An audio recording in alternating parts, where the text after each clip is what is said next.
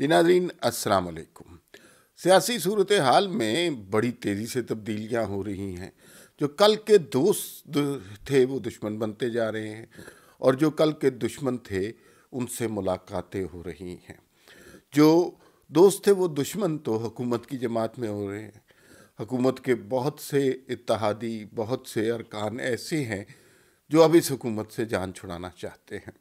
सामने सामने कुछ लोग कह रहे हैं, कुछ लोग लिस्टों में नाम दर्ज करा रहे हैं जो अयाज सादिक ने दी हैं। 22 लोग तो कहा जा रहा है, लेकिन अगर इशारा मिल गया तो ये 22 लोगों से बहुत ज़्यादा तादाद होगी, और तहरीक अदम एतमाद हुई तो उसके हक़ में अगर इशारा हो गया तो फिर इमरान खान और मुराद सईद और चंद वज़रा ही इमरान खान के हक़ में असम्बली में बैठे होंगे। बाकी सारे परिंदे हैं, इशारों पर चलने वाले हैं, इधर उधर से इकट्ठे किए हुए किराए के लोग हैं, वो सारे उड़ जाएंगे। दूसरी तरफ सूरत हाल ये है कि शहबाज शरीफ साहब मुलाकातें कर रहे हैं, बड़ी फुर्तियाँ दिखा रहे हैं। कभी मौलाना फजल रहमान से मुलाकात हो रही है, कभी MKM के वफ़द से मुलाकात हो रही है, और कभी काफली वालों के घर पहुंच गए, चौधरी साहब के घर, और ये मुलाकात बहुत अरसे के बाद हुई। और कहाँ मुशर्रफ का मार्शल्लाह आपको याद होगा, उसके बाद काफ लीग बनी थी, उसके बाद क्या क्या इल्ज़ामात लगे एक दूसरे पर, क्या क्या इख्तलाफात क्यों ना हुए। अब वही शहबाज शरीफ साहब जो हबीब जालिब की नज़में पढ़ा करते थे, वो जाके चौधरी शुजात की अयादत कर रहे हैं, बीमार पुरसी कर रहे हैं। चौधरी शुजात काफ़ी अरसे से अलील हैं, लेकिन गुज़िश्ता चंद दिनों में जितनी उनकी बीमार पुरसी हुई है, मेरे ख़्याल में चंद बरसों में नहीं हुई। और अचानक ही मुस्लिम लीग काफ की बहुत ज़्यादा अहमियत हो गई है, और सारों ने उनसे मशवरा करना शुरू कर दिया है, जिससे इस बात का सबूत मिलता है कि सब जानते हैं कि जो कुछ इस्टेब्लिशमेंट चाहती है उनका इन्हें सही पता होगा। ये सही।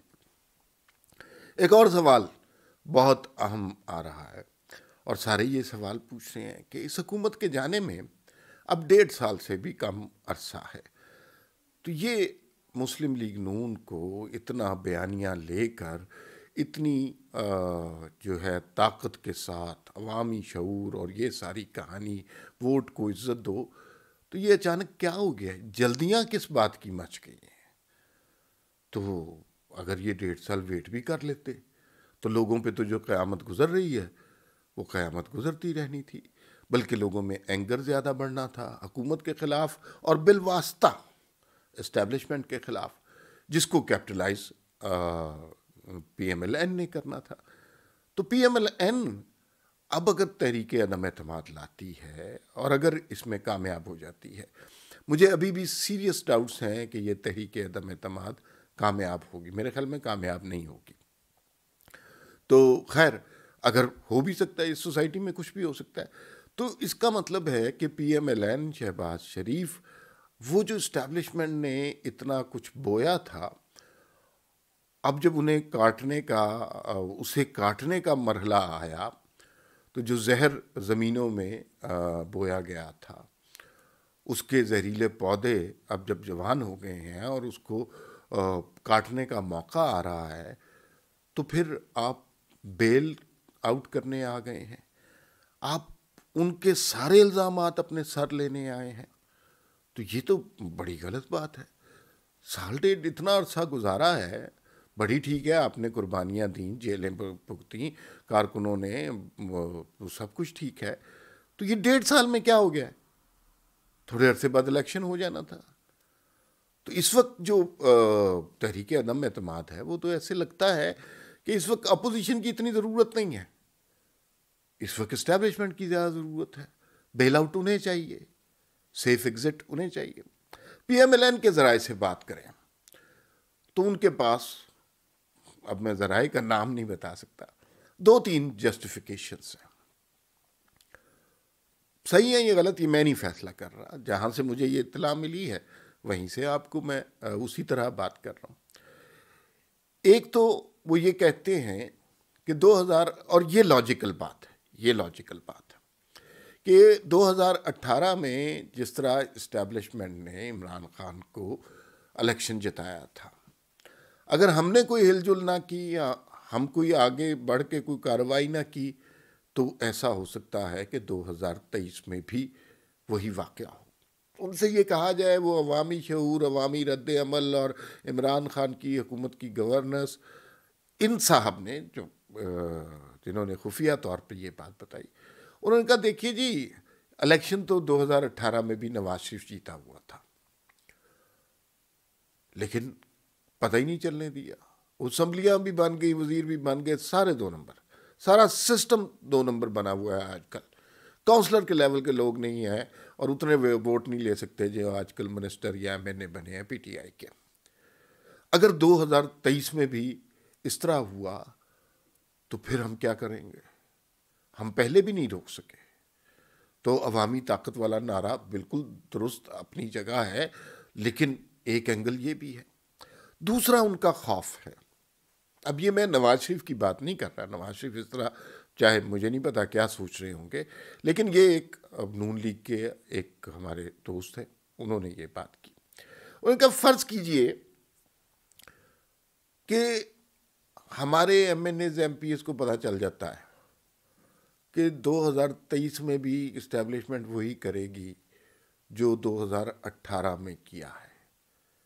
تو بہت سارے لوگ ان میں سے جو کانسٹیٹوئنسی پالیٹکس کرتے ہیں، جن کو کوئی نظریات سے زیادت والی کہانی کوئی نہیں ہوتی ان کے پاس، وہ کیسے آگے چلیں گے؟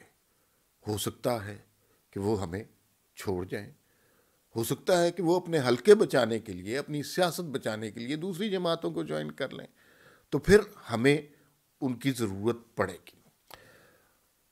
تیسرا انہوں نے یہ خدشے کا اظہار کیا کہ اب حالات اتنے دگرگوں ہو گئے ہیں کہ ہو سکتا ہے کہ کہیں مارشل لا نہ لگ جائے. 50% چانس ہے کہ مارشل لا لگ جائے. میں ذاتی طور پر ان کی ان باتوں سے بالکل اتفاق نہیں کرتا اور میرے لیے بڑے محترم ہے، لیکن میں یہ سمجھتا ہوں کہ مارشل لا تو نہیں لگ سکتا. اس ابتر صورتحال میں مارشل لا لگائیں گے، دنیا سینکشنز لگا دے گی، تو جو پیٹرول ابھی ہمیں ملتا ہے 150 روپے کا وہ لیٹر، وہ 250-300 کا ہو جائے گا. پھر وہ بھی جوتے کھائیں گے.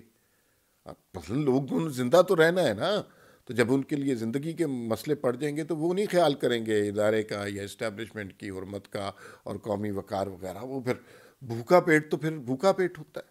دوسری بات یہ ہے کہ نظریات کی سیاست اور وہ MNA MPA چھوڑ جائیں گے، یہ بھی میرے خیال میں نہیں ہو سکتا، اس لیے کہ ابھی بھی بہت سارے لوگ نواز شریف کے ساتھ نہیں ہیں. وہ اس لیے ساتھ ہیں کہ انہیں پتہ ہے کہ اگلا الیکشن انہیں ملے گا اور وہ کانسٹیٹوئنسی پالیٹکس چاہتے ہیں. نواز شریف کے اوپر منحصر ہے، وہ جس طرف اشارہ کریں گے اس طرف وہ لوگ چلنا شروع کر دیں گے. نواز شریف کی محبت میں نہیں، ووٹ کے عزت دو کی محبت میں نہیں، اپنی نشست بچانے کے چکر میں. تو وہ نون لیگ کا ووٹ تو بہرحال پنجاب میں ہے، اس سے آپ انکار نہیں کر سکتے. جو مرضی کر لیں، بلکہ کتنی دھاندلی کریں گے، 19 سے 20 کر سکتے ہیں، لیکن اگر ایک جگہ ایک بھی ووٹ نہیں پڑا، وہاں 50,000 ووٹ کے مقابلے میں تو نہیں جیت سکتے نا. تو اس پہ رائٹس ہو جائیں گے، اس پہ ہنگامے ہو جائیں گے. تو یہ نہیں ہوگا. میرے خیال میں یہ کوئی ضرورت نہیں ہے تحریک عدم اعتماد کی. آرام سے بیٹھیں، اس سارے سسٹم کو ایکسپوز ہونے دیں اور اس کو لوگوں کے سامنے بالکل اوریاں ہو کر آنے دیں کہ کس طرح یہاں سیاسی جماعتیں تخلیق ہوتی ہیں، کس طرح یہاں پر الیکشن میں اسٹیبلشمنٹ مداخلت کرتی ہے، کس طرح جو لوگ جیتے ہوئے نہیں ہوتے وہی منسٹر اور سینیٹرز بن جاتے ہیں. کوئی جلدی نہیں ہے کوئی ضرورت نہیں ہے تحریک عدم اعتماد کی. اسمبلیاں ٹوٹتی ہیں، بسم اللہ. الیکشن نئے ہوتے ہیں تو بہت اچھے. اس میں تھوڑا سا ایک کیچ موجود ہے اور وہ کیچ پیپلز پارٹی کا ہے.